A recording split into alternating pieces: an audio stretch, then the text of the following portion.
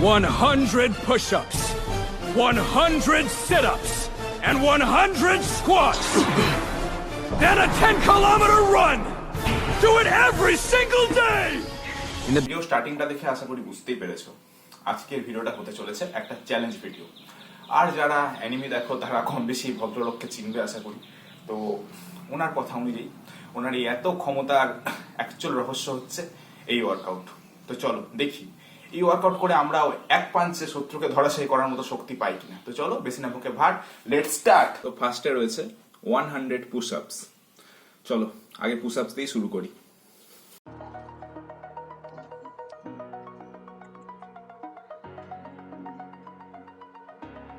One, 2, 3, 4, 5, 6, 7, 8, 9, 10, 11, 12, 13, 14, 15, 16, 17, 18, 19, 20, 21, 22, 23, 24, 25, 26, 27, 28, 29, 30, 31, 32, 33, 34, 35, 36, 37, 38, 39, 40। তো প্রথম সেটেই মেরে ফেললাম 40টা। তো সেকেন্ড সেট 1, 2, 3, 4, 5, 6, 7, 8, 9, 10, 11, 12, 13, 14, 15, 16, 17,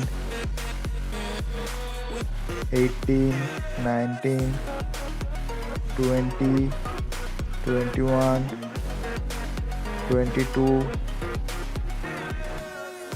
হালত পুরো খারাপ, 23, 24, 25, আর হলো না।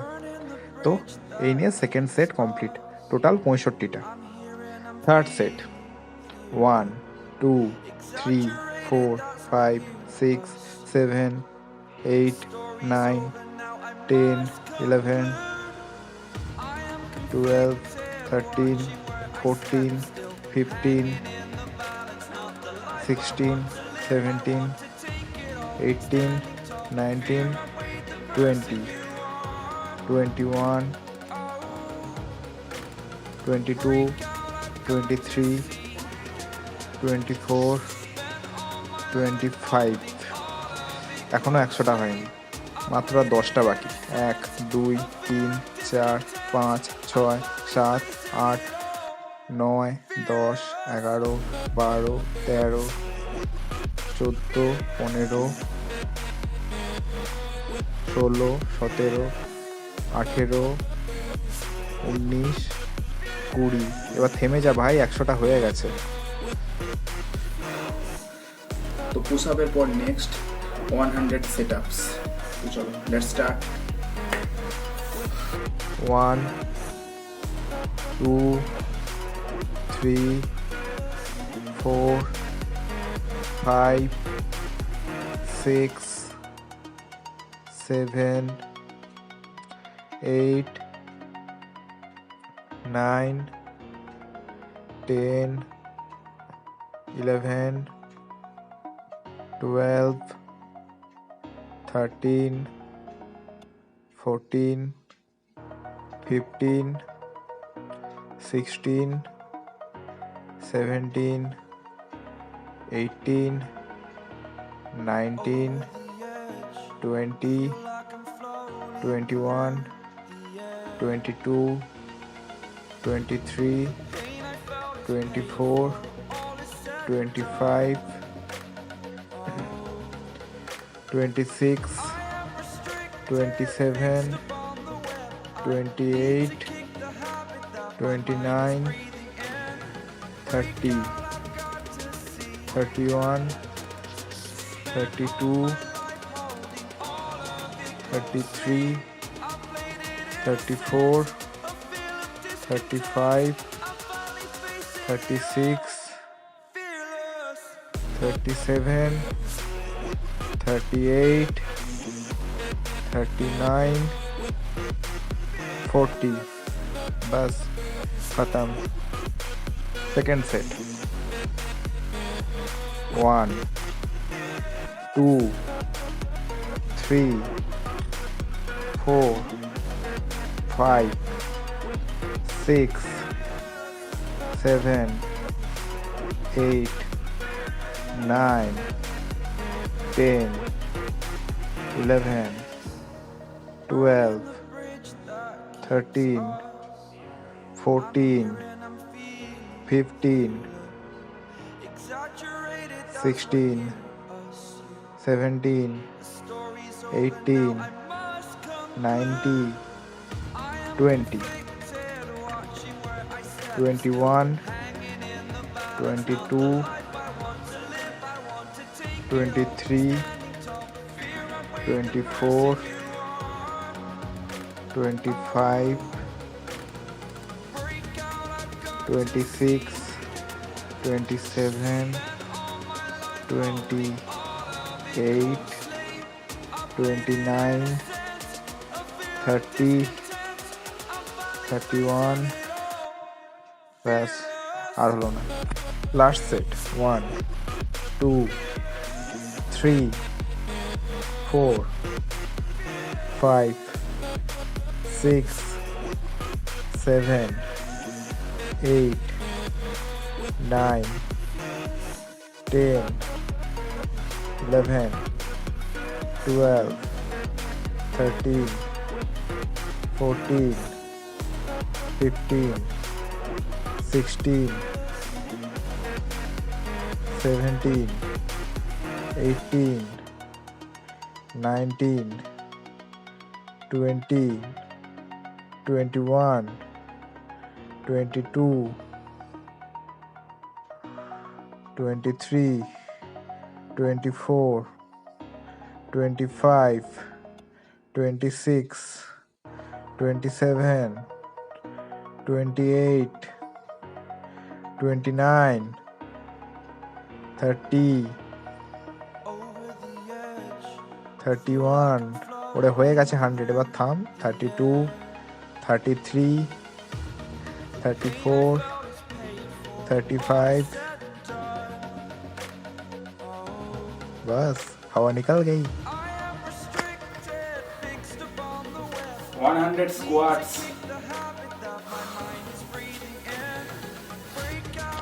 1, 2, 3, 4, 5, 6, 7, 8, 9, 10, 11, 12, 13, 14, 15, 16, 17, 18, 19, 20, 21, 22, 23, 24, 25, 26, 27, 28, 29, 30, 31, 32, 33, 34, 35, 36, 37, 38, 39, 40, 41, 42, 43, 44,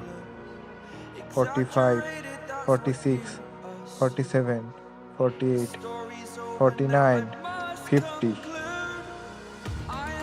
Second set. 1, 2, 3, 4, 5, 6, 7, 8, 9, 10, 11, 12, 13, 14, 15, 16, 17, 18, 19, 20, 21, 22, 23, 24, 25, 26, 27, 28, 29, 30.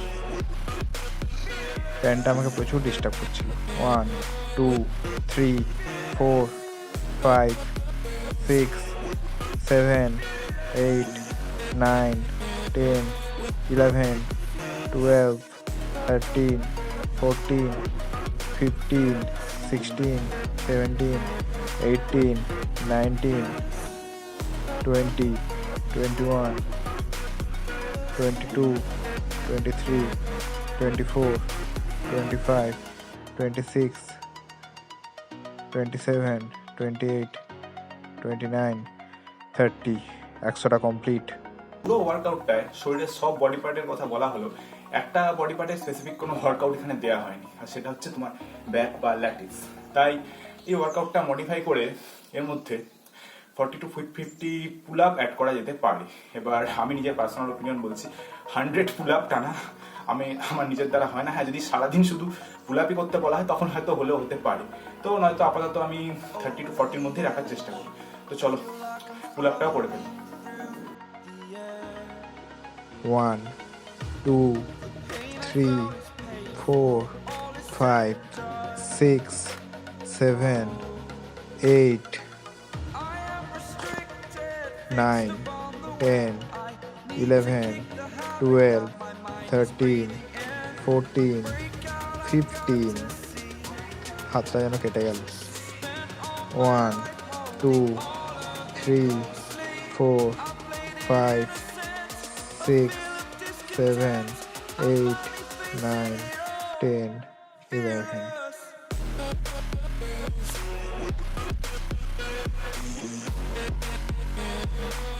One, 2, 3, 4, 5, 6, 7, 8, 9.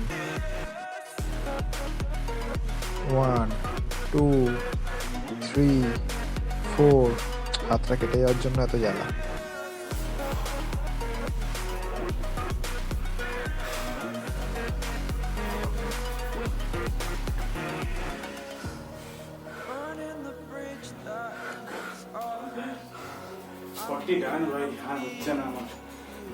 এছাড়াও কোমরের জোর আর ব্যাকের জন্য তোমরা আর্চ, সুপারম্যান ক্লাচ এগুলো করতে পারো। এগুলো তোমার যেমন ফ্লেক্সিবিলিটি আনে তেমনি তোমার কোমরের জোরও দেয়, আর বাটারফ্লাইও জুড়তে পারো সাথে।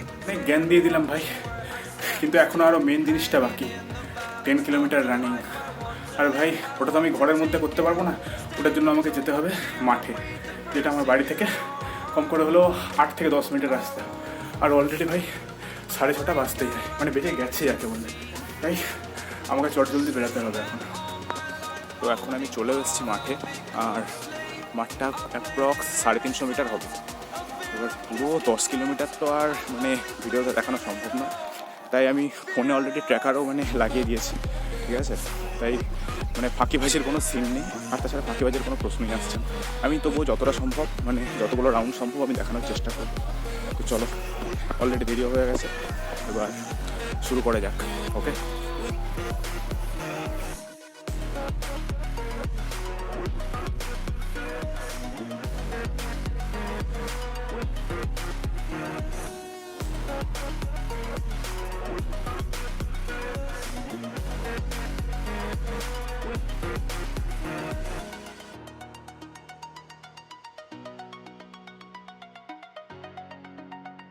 রাউন্ডটা আমার মনে নেই, তবে হ্যাঁ আমি ট্র্যাকারে নজর রাখছিলাম, আর প্রত্যেক 1 কিলোমিটার ছাড়া ছাড়া আমি আপডেট দিচ্ছি। এখন যেমন 4 কিলোমিটার কমপ্লিট, আর এখন আমার 5 কিলোমিটার কমপ্লিট হলো।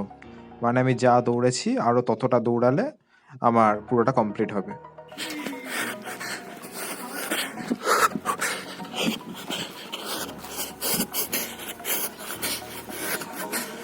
যাই হোক, 5 কিলোমিটারের বেশি আমার দৌড়ানো হয়ে গেছে। তবে হ্যাঁ, আমি কিন্তু কোনো হাওয়ায় ফেঁকছি না। চলো এবার তোমাদের সাথে ট্র্যাকারের স্ক্রিনশটটাও শেয়ার করি। আর তোমরা চাইলে প্রত্যেক ল্যাপের স্ক্রিনশটগুলো পজ করে দেখে নিতেও পারো, কারণ এক চান্সে হয়তো বোঝা পসিবলও না। পা যেন আর চলছে না, আমিও যেন আর পারছি না, কিন্তু চ্যালেঞ্জ যখন নিয়েছি সেটা আমি কমপ্লিট করবই। এত সহজে আমি হাল ছাড়ার পাত্র নই। মাঝে মাঝে ভাবছিলাম যে একটু থেমে 1 রাউন্ড অন্তত হেঁটে তারপরে আবার শুরু করব, কারণ আমি তার কারোর সাথে কম্পিটিশান করছি না। কিন্তু ট্র্যাকারে দেখি না, মাত্র আর 1 কিলোমিটার বাকি আছে, তাই এইটুকুর জন্য আমি আর থামবো না। আর দেখতে দেখতে আমি 10 কিলোমিটার কমপ্লিট করে ফেললাম। সেই জন্যই আমার মুখে ফুটে উঠছে এখন বিজয়ের হাসি। আর এইখানে আমার ট্রেনিংয়ের ফুল ডিটেলস দেওয়া রইল, তোমরা চাইলে পজ করে দেখে নিতে পারো। হ্যাঁ, আমি পুরো 10 কিলোমিটারই কমপ্লিট করেছি। হালত আমার খারাপ, ঠ্যাং আর চলছে না, কিন্তু হ্যাঁ আমি পেরেছি, পুরো চ্যালেঞ্জ আমি কমপ্লিট করতে পেরেছি। তো চ্যালেঞ্জটা আপাতত এখানে শেষ। আর হ্যাঁ, আমি সাকসেসফুলভাবে কমপ্লিট করতে পেরেছি, কিন্তু ভিডিওটা এখনও অবধি শেষ নয়। ঠিক আছে, তোমরা দেখতে থাকো। এরপর আমার কিছু কথা শেয়ার করার আছে তোমাদের সাথে। আর বেলাও হয়ে গেল, চলো বাড়ি যাই, 8টাও বেজে গেছে। Rising sun. ভাই আজকের দিনটাই মনে হয় ব্যস্ততায় ভরা। ঠিক আছে, এমনিতে আমার এত খাটনি হয়েছে, তারপরে এই কাজবাজ শেষ করতে করতে বিকাল পেরিয়ে এখন সন্ধে গড়িয়ে গেল। আমার একদম ভালো যাকে বলে একবারে খারাপ। মানে এতদিনে আমি এত ওয়ার্কআউট হয়তো করিনি ভুল কথা, হয়তো এটার হাফ করতাম।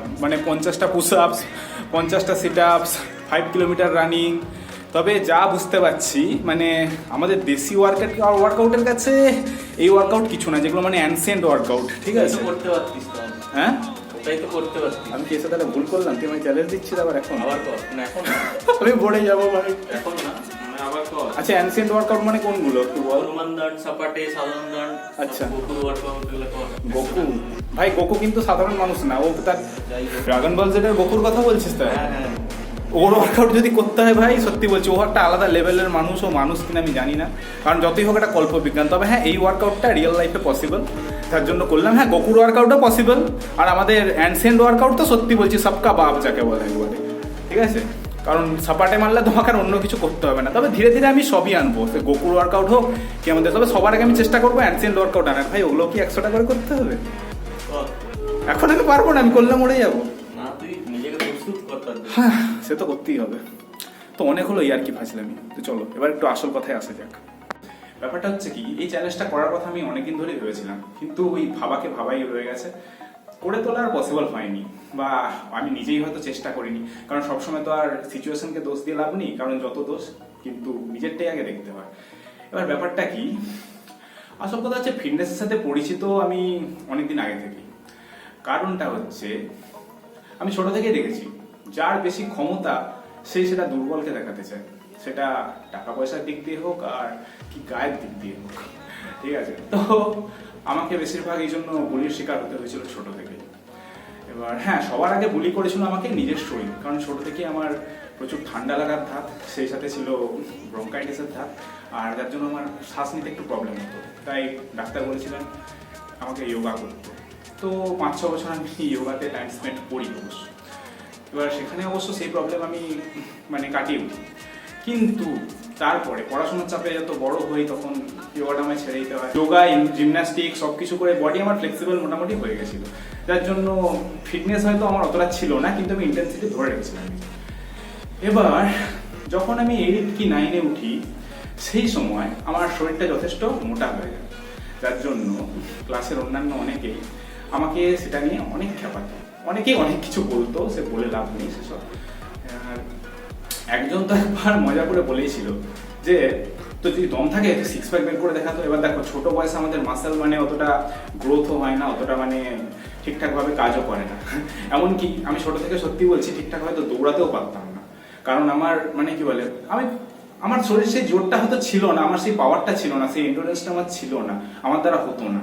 কিন্তু সেই সময় মোটামুটি লোকের এই বুলি সহ্য করতে করতে, অপমান সহ্য করতে করতে, আর আমি দেখছিলাম যে আমি হয়তো অন্য থেকে একটু দুর্বল, যার জন্য আমার মাইন্ডের মধ্যে এই কথাটা ঢুকে যায় যে আমাকে নিজেকে শক্তিশালী হতে হবে। ঠিক আছে, কারণ জোর যার মুলুকটা যেন আমার মাথার মধ্যে ঢুকে গেছিল। তবে হ্যাঁ, সেটা অন্য কারোর উপর জোর দেখানোর জন্য না, কারণ যে সত্যিকারের শক্তিশালী হয়তো সে দুর্বলকে কখনো নিজের জোর দেখায় না, কিন্তু এইসব কথা অন্যদেরকে কে বোঝাবে।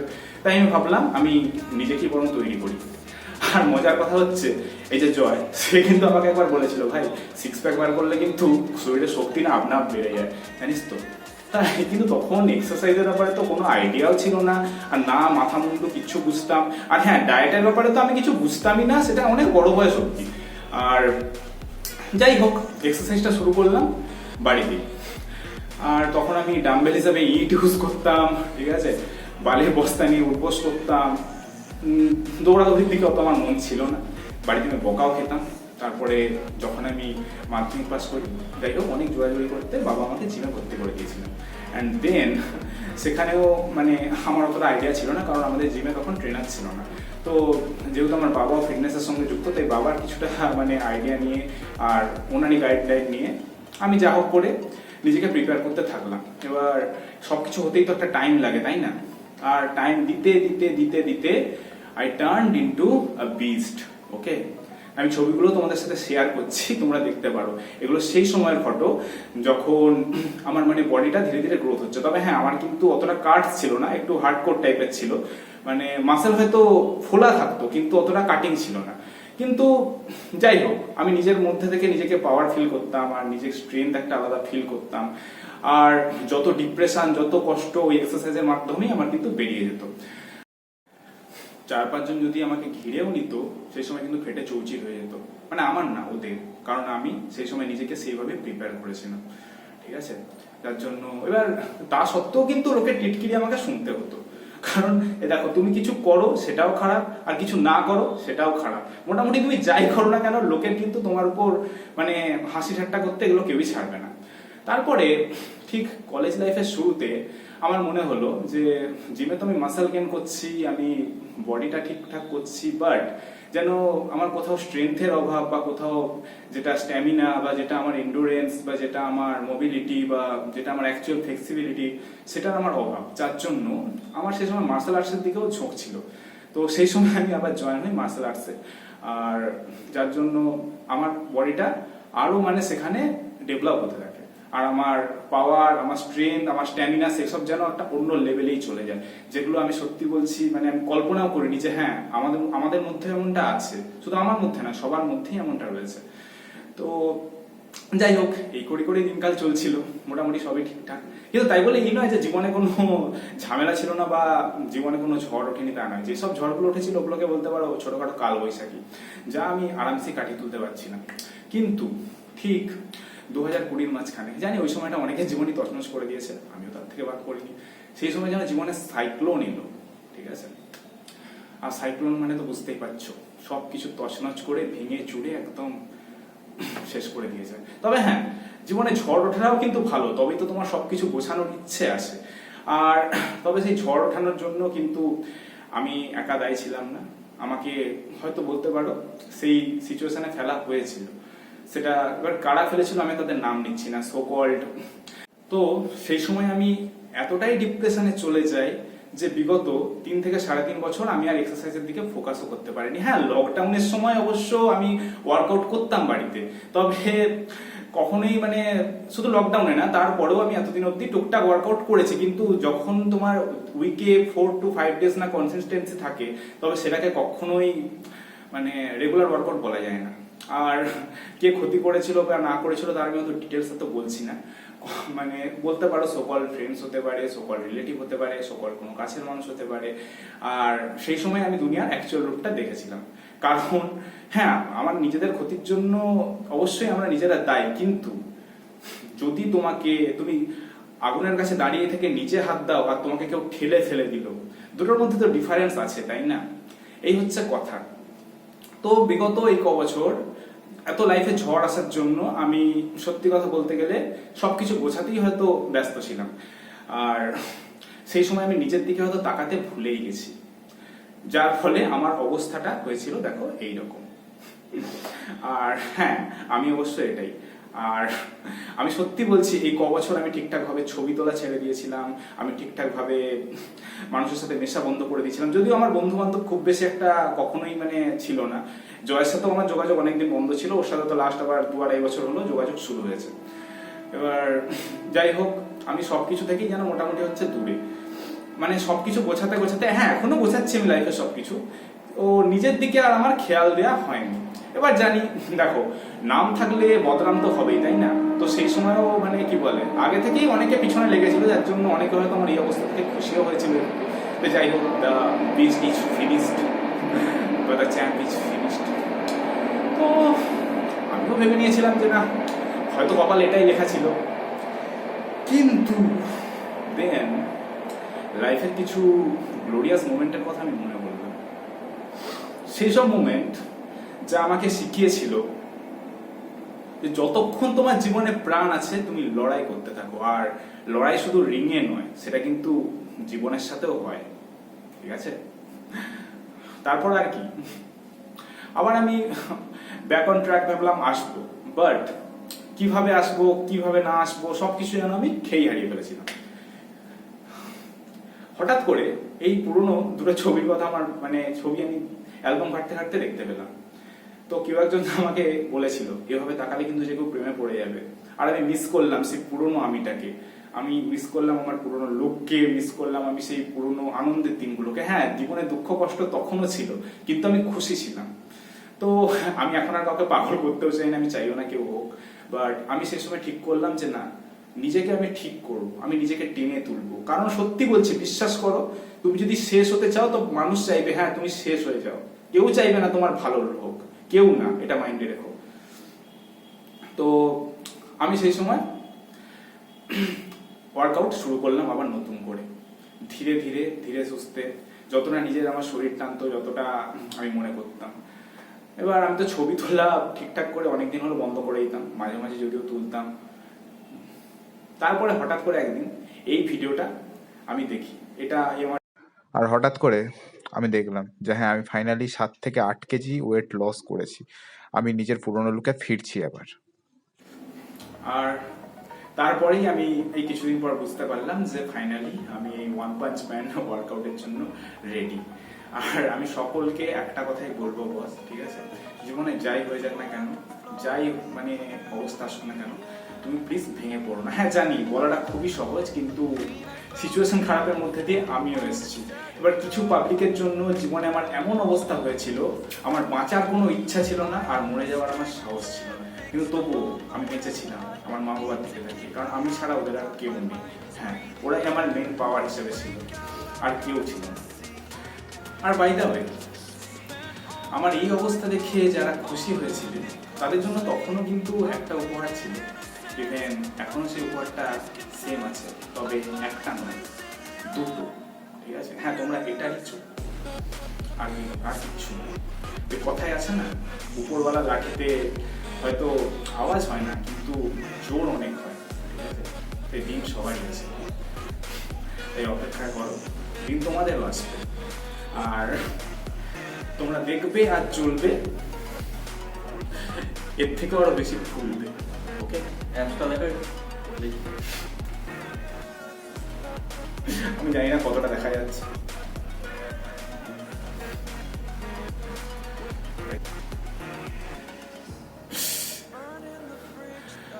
ভাই, বডি বিল্ডিং এর কোনো এক্সারসাইজ আমি এখন করি না, তাই যতটুকু আছে এটা ওয়েট লসের।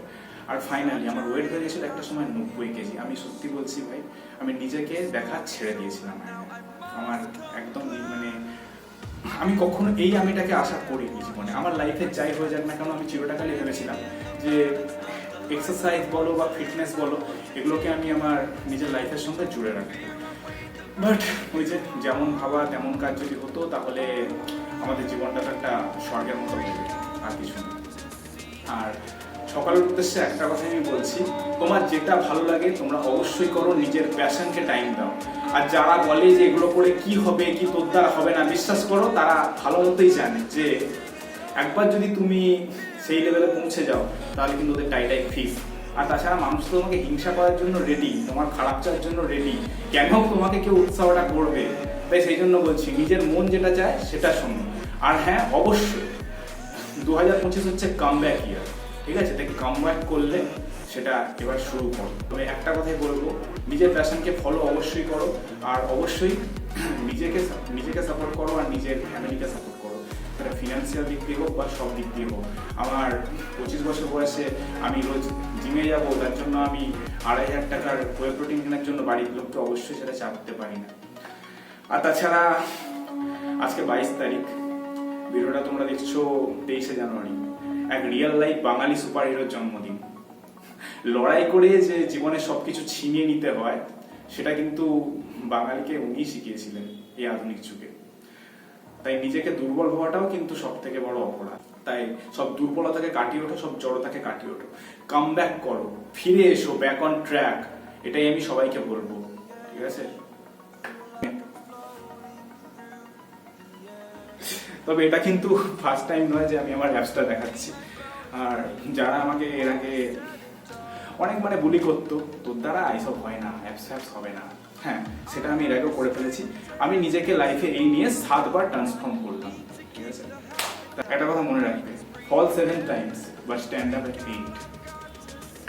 তো ভিডিও আপাতত এখানেই শেষ। যদি ভিডিওটা ভালো লেগে থাকে অবশ্যই লাইক, কমেন্ট, শেয়ার, সাবস্ক্রাইব করে থেকো। আর আমার লাইফের 15 to 20% স্টোরি আমি তোমাদেরকে শেয়ার করলাম। হ্যাঁ, আমি জানি যে ভগবান আমাকে সেই দিনটা অবশ্যই দেবে, আমি সব কিছু তোমাদের সাথে শেয়ার করতে পারবো।